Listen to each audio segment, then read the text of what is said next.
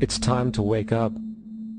The people in power go out of their way to make sure that you are perpetually misled and manipulated.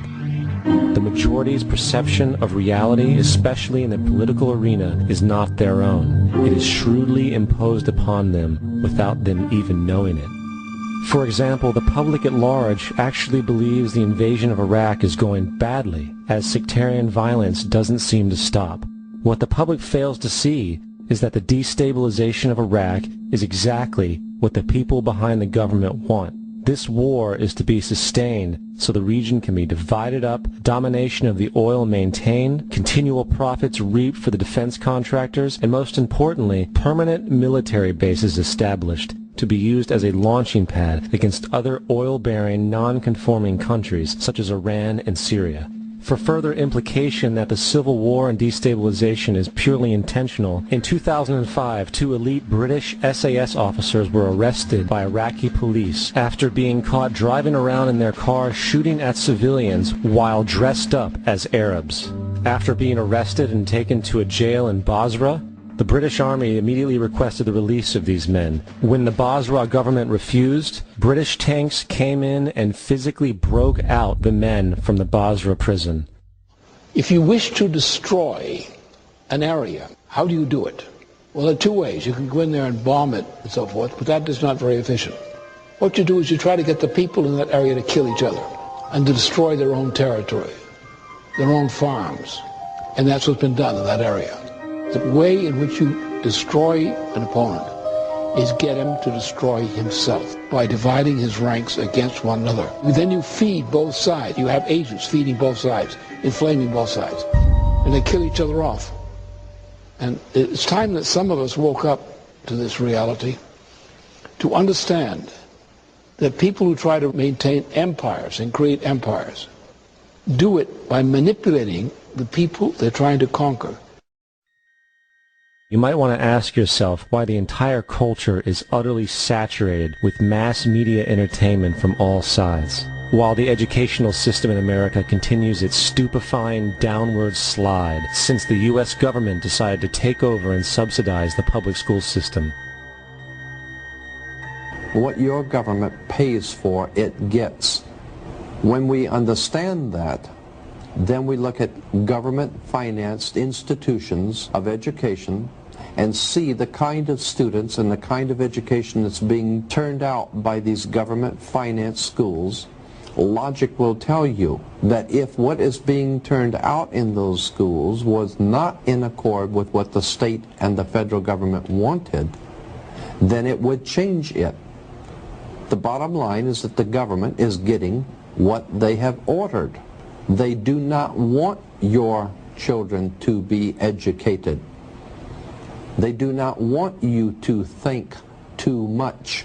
That is why our country and our world has become so proliferated with entertainments, mass media, television shows, amusement parks, drugs, alcohol, and every kind of entertainment to keep the human mind entertained, so that you don't get in the way of important people by doing too much thinking.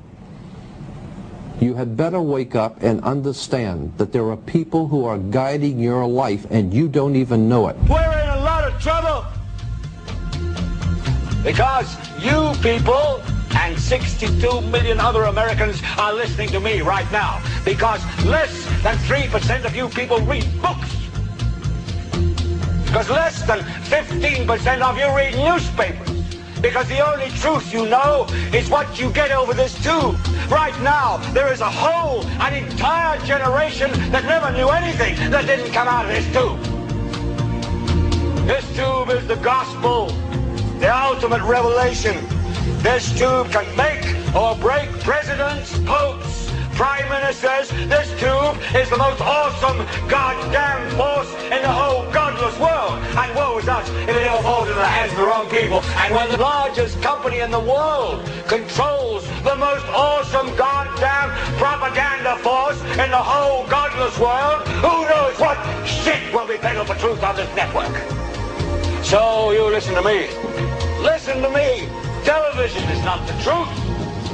Television is a goddamn amusement park. Television is a circus, a carnival, a traveling troupe of acrobats, storytellers, dancers, singers, jugglers, sideshow freaks, lion tamers, and football players. We're in the boredom-killing business. But you people sit there day after day, night after night, all ages, colors, creeds. We're all you know. You're beginning to believe the illusions we're spinning here. You're beginning to think that the tube is reality and that your own lives are unreal. You do whatever the tube tells you. You dress like the tube. You eat like the tube. You raise your children like the tube. You even think like the tube. This is mass madness, you maniacs. In God's name, you people are the real thing. We are the illusion.